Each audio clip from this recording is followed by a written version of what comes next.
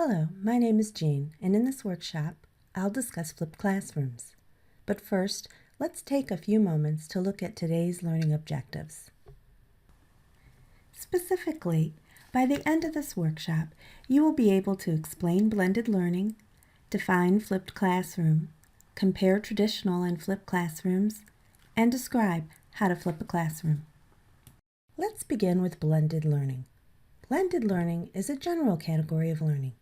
The term applies to different ways of combining online and face-to-face classroom time for learning.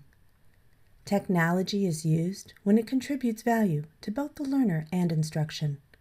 Thus, online learning replaces a portion of the traditional face-to-face instruction. Online instruction is an extension of the teacher, not a replacement of the teacher. The focus of blending is to redesign learning experiences to meet the needs of the student. One type or model of blended learning is the flipped classroom.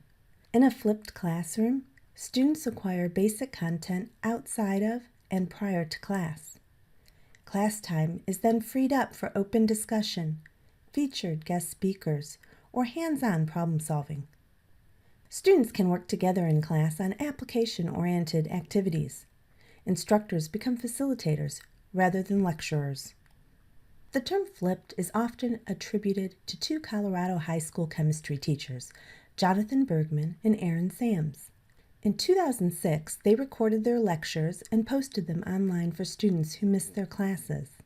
They soon began experimenting with recording content lectures. The idea was to have students watch the videos at home and work on exercises and projects in the classroom under their supervision. Thus, they were flipping the homework to school and the lecture to home. Bergman and Sams found that with this model, the students' test scores went up. They soon discovered that since students no longer spent so much time listening to explanation, they were able to engage in more classroom activities. They found that the key to the flipped classroom is not the videos themselves, but what happens during class time. In a traditional classroom, the instructor is the central focus of a lesson and the primary communicator of information during class. Students accomplish activities, projects, and problems outside of class as homework assignments. Flipped classrooms reverse the traditional classroom model. Instructional content is delivered online outside of the classroom. Students may watch online lectures, collaborate in online discussions, or carry out research at home. Activities, including those that may have traditionally been considered homework, move into the classroom with the instructor's guidance. Classroom time is used to explore topics in greater depth and create meaningful learning opportunities. Students actively apply or discuss prior knowledge in class. More responsibility for learning is on the shoulders of students to come prepared to learn and participate. In a flipped classroom, the idea is that rather than taking up limited class time for an instructor to introduce content, often via lecture, students can gain necessary knowledge before class. Content can be accessed at home prior to the class session, while in-class time can be devoted to exercises, projects, or discussions. Due to readily available online formats, students are able to access content in a variety of forms.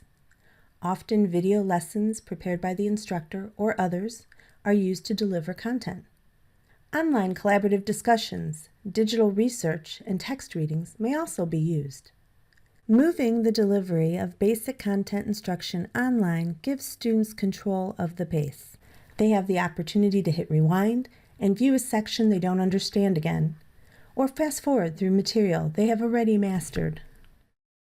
Sometimes students don't understand what the teacher is presenting during a classroom lecture, yet the lecture continues on pace for the whole class. This often means the instructor is going too slow for some and too fast for others. Online content delivery allows students to control how quickly they move through lessons and repeat portions when necessary. Lectures that can be viewed more than once may also help those for whom English is not their primary language. These students can also translate transcripts of the video into other languages. In a flipped classroom, students can work with new content at their own pace and at a time and place convenient for them. Flipped classrooms redefine in-class activities. Classroom time is no longer spent taking in raw content, a largely passive process. Instead, the classroom becomes an interactive environment that engages students more directly in their education. In-class lessons provide opportunities for learners to think critically about knowledge. Time can be spent on higher-order thinking skills such as collaboration, design, and problem-solving, analyzing and theorizing. Multiple forms of learning are interwoven into activities that may include projects, scenarios, problem-solving, peer learning, research, and case studies. Lessons during class may include more traditional homework problems to engage students. One of the drawbacks of traditional homework is that students don't receive meaningful feedback on their work while they are doing it. When flipped, a teacher is present to answer questions and watch over how students are doing. It is crucial for learning that the instructor is present and provides feedback when students attempt to analyze and apply new knowledge. In a flipped classroom, in-class time provides opportunities for instructors to address misconceptions and use examples to clarify concepts. Students and teachers interact meaningfully and often, getting and giving frequent feedback, thus enabling students to acquire a deeper understanding of content and practice higher levels of application.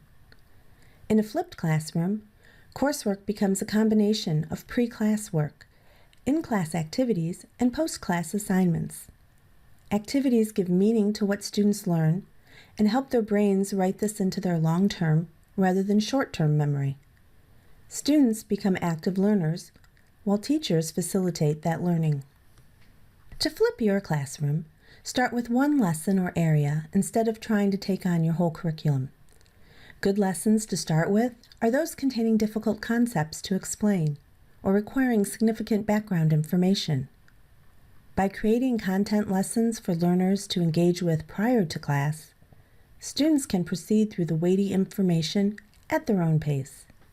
When selecting lessons to flip, keep in mind that you're looking for opportunities for your students to think critically. Select activities that are collaborative, project-based, inquiry-based, problem-based, and/or includes peer learning and case studies. Activities during class may include working through mathematical problems, in-depth experiments, original document analysis, debate or speech presentation, current event discussions, peer reviewing, project-based learning, or skill development and concept practice. Flipped classrooms work well when content has been found to be problematic for students. Include time in class for short peer discussions, alternating with instructor feedback and problem-solving activities. Include formative testing and polling in lessons. This gives helpful feedback to learners as to how well they are understanding difficult concepts and applying ideas to problems. Flipped classrooms are also a good fit for teaching knowledge that is procedural, including complex procedures. Chunk the content into smaller lessons and then build on previous lessons. To ensure that all steps of the procedure are introduced well enough for students to understand, make or find short content videos. Flipped classrooms often bring together collaborative learning in groups to focus on solving problems. The learning is student-centered, and the instructor facilitates rather than directs. Flipped classroom design takes time, resources, and institutional support. Additionally, instructors have their preferred well-established teaching practices. Trying something new and outside their comfort zone is sometimes a difficult and daunting task, especially when new skills need to be learned. However, we live at a time when the world of video recording has opened up for staff and faculty in education. Cell phones and tablets have increased capabilities to produce effective video content. Software packages, such as TechSmith's Jing and Camtasia, enable video production while requiring no specific technical skill set from the developer. The popularity of YouTube among learners of all ages and abilities makes learning easily accessible. Transforming a course takes both time and commitment. Educators can flip an entire training course or just lessons on a particular topic. By starting with a single lesson, it allows the developer to work out any difficulties encountered. Be sure to include assessment as well as meaningful face-to-face learning activities. Preparation is critical for success. Focus on what and how students are learning. Start with misconceptions that are common within your field or specific lessons where content is particularly difficult for students. As the lessons are designed, scaffolding activities should be integrated in video content as well as in class activities. An example would be to integrate questions at various points in a video with directions for the students to pause and rewind if necessary to answer them. Answers could be turned in for points to motivate students to complete their pre-class coursework. Online quizzes, polling, or other activities can be intermixed in lessons to check what students have learned and help guide where additional study is needed. Immediate quiz feedback and being able to rewind content sections may help clarify points of confusion as students are able to proceed at their own pace. As with any type of learning, the flipped classroom model has some drawbacks for both teachers and students. Teachers may find development challenging, as redesigning classroom activities may initially increase preparation time and work outside of the classroom. Educators may require new skills to develop pre-course materials. Additionally, funding may be required to train instructors to use new technologies. As flipped classrooms are a relatively recent teaching model, there's limited evidence-based research on its effectiveness. Students may find it uncomfortable or difficult at first, as more of the learning rests on them. Resistance is another drawback. Students may come unprepared, not having completed their pre-course work. They may not watch videos any more than they would read their textbooks. Being unfamiliar with the content, students may be reluctant to participate in class activities, quizzes, or polling. Also, depending on how it's developed, watching content videos at home may be similar to listening to or watching a classroom lecture. This is why it's important to chunk the content into short videos to focus learning on specific topics. Students' access to content is not the issue in higher education. The issue is ensuring students evaluate and apply content in order to make it meaningful. So then the question becomes, what is the best use of face-to-face time with students? In a traditional classroom, higher order learning takes place outside of the classroom when students accomplish homework, projects, and papers. Analyzing, evaluating, and creating outside of the classroom takes place at a time when the instructor is not available. Conversely, in a flipped classroom, by offering content prior to class, teachers can spend time in class developing learners' understanding. There is no one right way to flip a classroom. Each institution has different needs and requirements. Teaching styles vary from one educator to the next. What does remain consistent is that the most effective learning takes place when the instructor is present in the classroom to provide feedback at the same time the learner needs the most help. In summary, today I discussed flipped classrooms. This classroom model is a particular type of blended learning in which the traditional classroom design is flipped. Instead of relying on lectures for learning, in-class time with students is used to expand on the course content learners were exposed to prior to class.